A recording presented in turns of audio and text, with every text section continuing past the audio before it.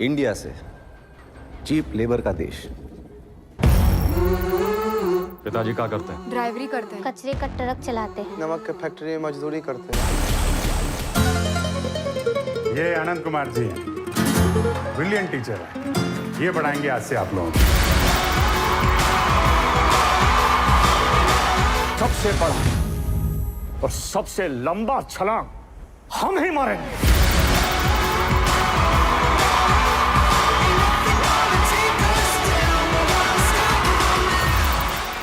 मैं एक simple master हूँ, आप फिल्म में भी देखें। हमारा कोई वैसे मोटिवेशनल स्पीकर के तौर पर बोलने का अनुभव नहीं है। मैंने बिंद्रा जी को बताया था कि भाई मैं तो ऐसा कुछ बोलता नहीं हूँ, आप जोश में ला देते हैं, सबके खून को गर्म कर देते हैं, आपके बोलने से धमनियों में खून तेज दौड़ने लगता है। मैं तो सीधा साधा देहाती मास्टर हूँ, मैं क्या बताऊँगा, हमसे तो ज़्यादा तेज लोग हैं यहाँ पर।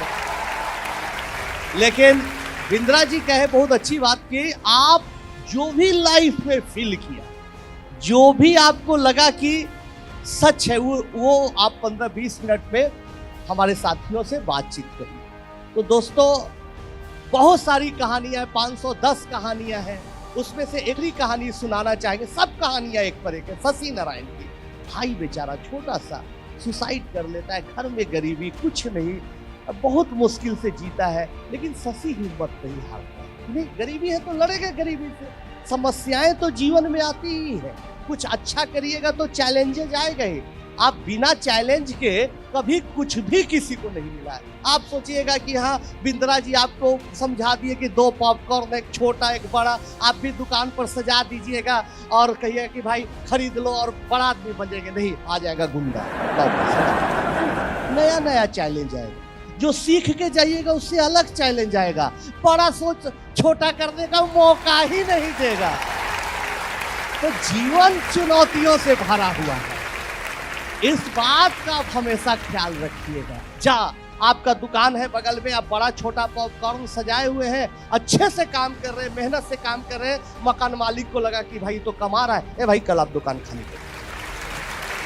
कुछ भी समस्या आ सकती है, जीवन में चुनौतियों के लिए हमेशा तैयार रहनी चाहिए। ये बात भी देखिए, हम अपनी एक्सपीरियंस को बोल रहे, कोई पॉइंट वाइज नहीं बोल रहे, कहानी के जरिए बता रहे, आप उसको समझते नोट करते जाइएगा। तो शशि चैलेंज किया कि ठीक है, 10th पास किया, गवर्नमेंट स्कूल से हमारे पास आया, रात दिन एक करके पढ़ाई किया। बाकी नहीं सर, आप अगर 5 घंटा पढ़ने के लिए कहिएगा तो मैं 10 घंटा पढ़ूंगा, अगर आप 10 घंटा करिएगा पढ़ने के लिए तो मैं सोऊंगा नहीं, हम मेहनत करेंगे सर, आप हमको सुपर 30 में रखिए, हम क्या आ जाए। पढ़ते पढ़ते पढ़ते मेरे दूसरे बैच का लड़का था, पढ़ते पढ़ते मेहनत करते करते इसका IIT में हुआ, खड़गपुर में, मुश्किल से IIT खड़गपुर हुआ। क्यों? क्योंकि इसका रैंक उतना अच्छा नहीं था, इस परिवेश से आता था, उस परिस्थिति से आता था कि इसका बैकग्राउंड, पढ़ाई उतनी बड़ी नहीं, लेकिन ये हो गया भाई, IIT गया, वहाँ भी मेहनत नहीं छोड़ा। क्योंकि लाइफ में जब आप एक कदम आगे बढ़िए तो अगला उसके अगला सोचते रहिए। तो मेहनत करते रहा, इंग्लिश सीखा, प्रोजेक्ट लिखते रहा, करते करते फर्स्ट ईयर में ही इतना अच्छा मार्क्स लाया, IIT खड़गपुर का सारा रिकॉर्ड तोड़ दिया और कंप्यूटर साइंस। फिर मेहनत करते करते यूरोप में होने वाले सबसे बड़े यूरोपियन साइंस स्कॉलरशिप कंपटीशन में लाखों लोग पूरे दुनिया से उसमें अप्लाई करते, उसमें शशि अप्लाई किया। आप गूगल आराम से प्रोग्राम के बाद करके शशि नारायण सर्च करिएगा। जब रिजल्ट आया तो मुझे भी विश्वास नहीं था कि क्या मेरा चेला, मेरा स्टूडेंट इतना अच्छा कर देगा, पूरे वर्ल्ड में इसका रैंक 1 था। और आज यही शशि गूगल में लंदन में साइंटिस्ट है, आप देख रहे हैं, और एक ब्रिटिश लेडी से शादी भी कर।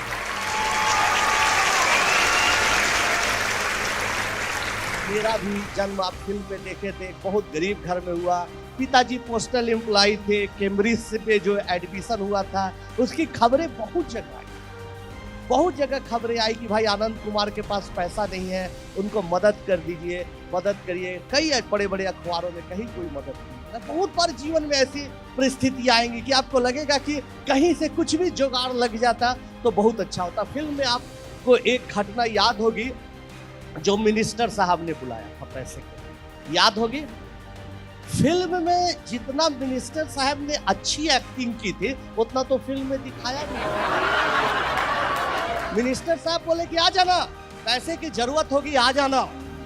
हम गए पिताजी के साथ, वैसे ही जनता दरबार लगा हुआ है, पॉलिटिकल बातें चल रही है, बोल रहे हैं मिनिस्टर साहब कि ठीक है मदद करेंगे, सबको आगे बढ़ाते चल जाए। जाति की बात, किस पार्टी को, किस कैंडिडेट को वोट कितना दिया जाए, कितना टिकट दिया जाए, चल रही बात। मुझे बुलाया कि बैठिए, क्या बात है आपके सर, आप भूल गए, आप बोले थे पैसे के लिए आपने बुलाया था। एकदम फिल्मी अंदाज में बोला उन्होंने, बुलाया था। मैं उस हर नौजवान को बुलाता हूँ जो देश के लिए अच्छा काम करता है, जो प्रदेश के लिए अच्छा काम करता है। तूने भी अच्छा काम किया, आपको बुला लिया, बैठिए। मुझे लगा कि ये नेताजी तो भाई पैसा का बात ही नहीं किया, बड़ा चालाक आदमी है। फिर लगा पिताजी बोले कि भाई कान में हो सके बड़े आदमी हैं, भूल गए हो, तुम इनको अच्छे से समझाओ। तुम तो बोले खाली कि बुलाया, कान में बोले। फिर हम कहे प्रणाम सर। बोले अब क्या हुआ?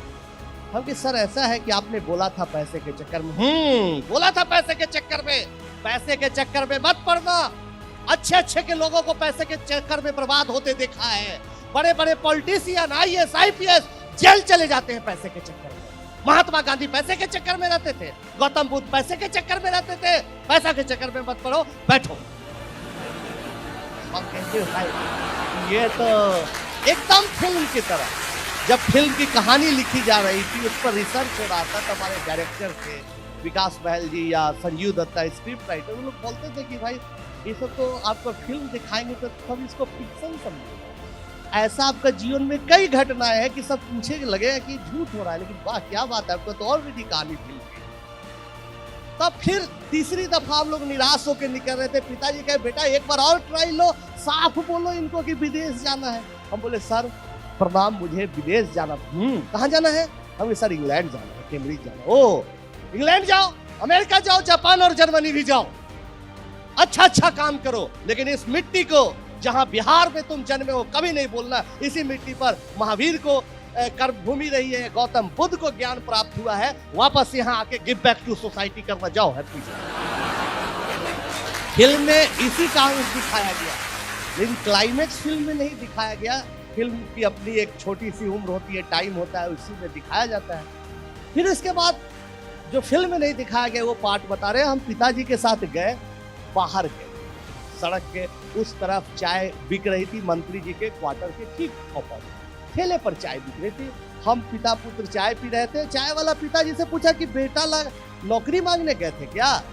डांट सुन क्या है क्या? एकदम चेहरा दोनों का ऑफ है। पिताजी बताए नहीं भाई ऐसी ऐसी बात है। चाय वाला गर्म हो गया।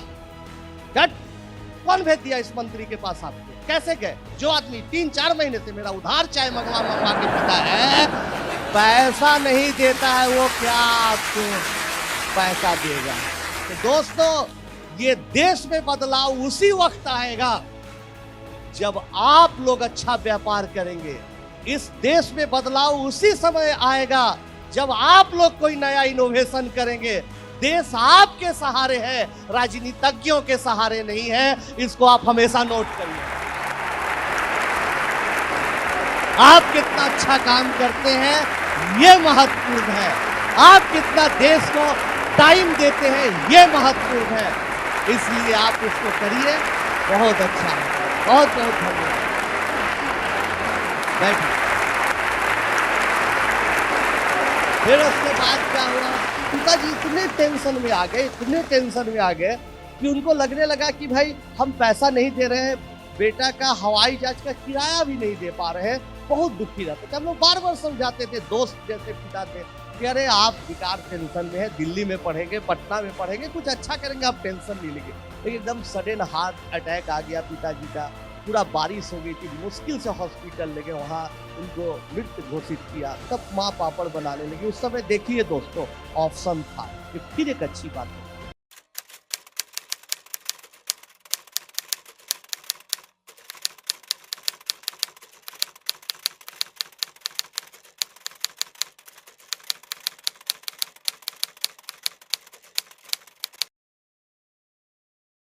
पोस्टल डिपार्टमेंट में पिताजी के जगह पर हमारी नौकरी मिल रही थी। आप लोग जानते हैं अनुकंपा के आधार पर गवर्नमेंट ऑफ इंडिया देती है नौकरी, नौकरी देती है। तो सब लोग कहा कि बेटा तुम पोस्ट ऑफिस में काम कर लो, कुछ लिखा पढ़ी कर का काम कर लो, चिट्ठी बांटने के नहीं कुछ लिखा पढ़ी का काम दे देंगे और टाइम निकाल के तुम पढ़ लो। लेकिन दोस्तों हम लोगों ने डिसीजन लिया, माँ ने कहा ठीक है बेटा जो तुम करोगे कहोगे वही हम लोग करेंगे मिलके, कि कभी भी छोटी छोटी चीजों के साथ समझौता मत करो।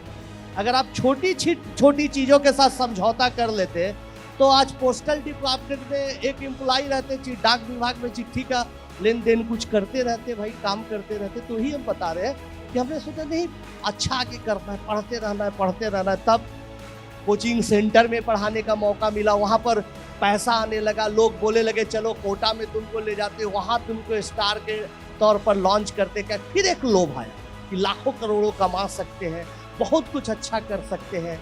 लेकिन दोस्तों फिर वहाँ पर हमने अपने आप को कंट्रोल किया कि नहीं, जो गरीब बच्चे जो फिल्म में देखा, जो बच्चों को दिखा, वैसे बच्चों को देख के लगा कि अभी छोटी छोटी चीजों का त्याग करिए और अपने मिशन पर लगे रहिए। हमारे जैसे लाखों करोड़ों इस देश में बच्चे हैं, नौजवान हैं जो पैसे के अभाव में नहीं पढ़ रहे, उनके लिए काम करिए। तब सुपर 30 चलने लगा। मेरा भाई प्रणव है जो फिल्म में देखे थे, वो साथ देने लगा, पढ़ाई चलने लगी। माता जी आप देख रहे हैं खाना बना रही हैं, ये हमारी माता जी है, खाना बनने लगा, बच्चे पढ़ने लगे। तब आया डोनेशन का मौका। जब आपका नाम हो जाएगा, विवेक जी का आज नाम है, सब लोग आपके हैं। लेकिन सोचिए विवेक जी जब शुरू किए होंगे कोई नहीं सुनने आता होगा, कोई विश्वास भी नहीं करता होगा। तो कठिनाई उसी समय होती है दोस्तों कि जब आप कोई व्यापार शुरू करिएगा, जब आपका छोटा सा पूंजी, छोटी सी पूंजी से आप काम करिएगा, आप पर जनता यकीन नहीं करेगी, ग्राहक यकीन नहीं करेगा, यकीन बनाना पड़ता है। लेकिन जब रिजल्ट आने लगा, अच्छा होने लगा, तो सब लोग डोनेशन के लिए बोलने लगे। हर आदमी बोला, हर लगभग स्टेट के सीएम बोले, आपके हमारे माननीय मुख्यमंत्री नीतीश जी कई बार डोनेशन के लिए बोला, मनमोहन सिंह जी बोले, मोदी जी बोले, अंबानी जी बोला, महेंद्रा जी बोला। लेकिन दोस्तों फिर हमने समझौता नहीं किया। आज तक हमने 1 रुपया किसी से कोई चंदा, कहीं जाके कुछ बोलते हैं, कहीं जाके कुछ पढ़ाते हैं, 2 पैसा आता है, इसी से हमारा परिवार और सुपर 30 के 300 बच्चों का भोजन भात चलता है। 1 पैसा नहीं लिया।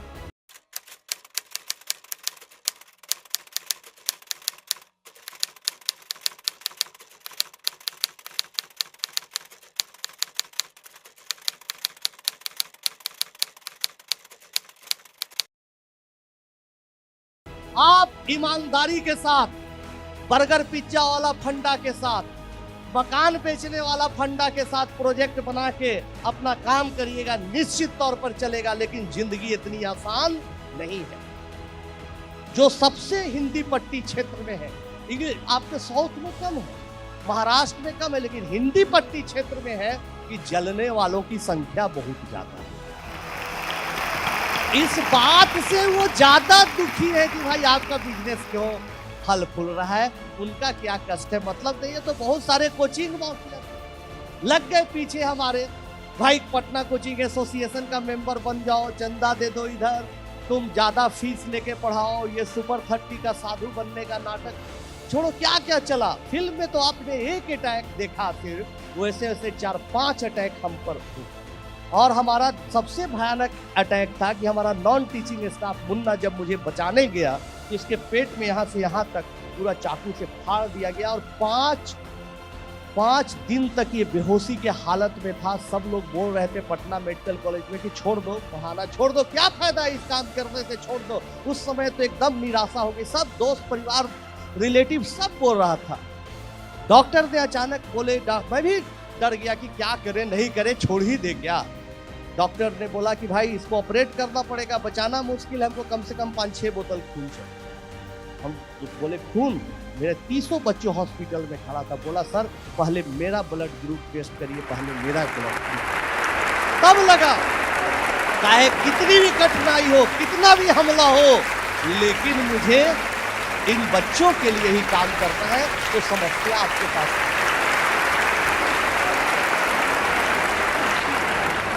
सर एक्चुअली मैं भी, मेरा वर्ल्ड की टॉप यूनिवर्सिटी में सिलेक्शन हुआ तो यूरोप नहीं जा पाया।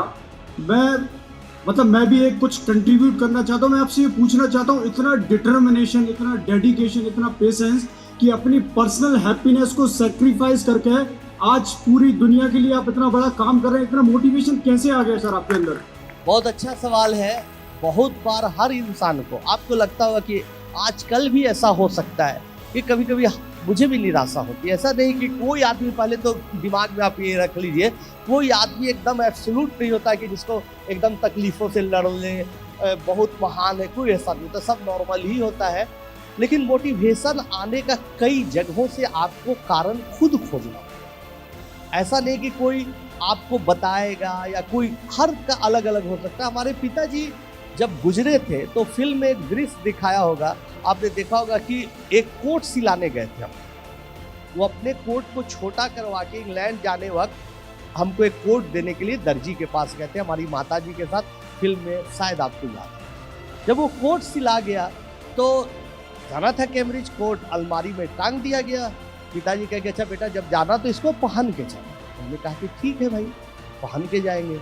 लेकिन पिताजी की मृत्यु हो गई, कोट आज भी टंगा हुआ है। तो जब भी निराशा होती है, जब भी कुछ लगता है कि अब टूट गए, कोई रास्ता नहीं है, तो ही पिताजी द्वारा टांगा हुआ कोट को देखे थे कि पिताजी बोले थे कि जिस दिन तुम कैम्ब्रिज जाओगे, बड़ा आदमी बनोगे, ये कोट को पहन लो। तो आज भी मेरा वो दिन नहीं आया है कि कोट मैं पहन सकूं, इसलिए कभी भी आप हमको कोट में कहीं नहीं देखते होंगे, कोई फोटो में कहीं मैं नहीं जाता हूँ। और मैंने सोचा है कि जिस दिन सच में मुझे लगेगा कि सोसाइटी के लिए कुछ अच्छा काम किया और ऊपर से देख रहे हैं हमारे पिताजी बहुत खुश है, उस दिन मैं जरूर कोट पहनूंगा। तो जब भी निराशा आती है तो सोचता हूँ कि मुझे वो कोट एक दिन जरूर पहनना है, इसलिए निराश नहीं होना है, थकना नहीं है और काम करना है।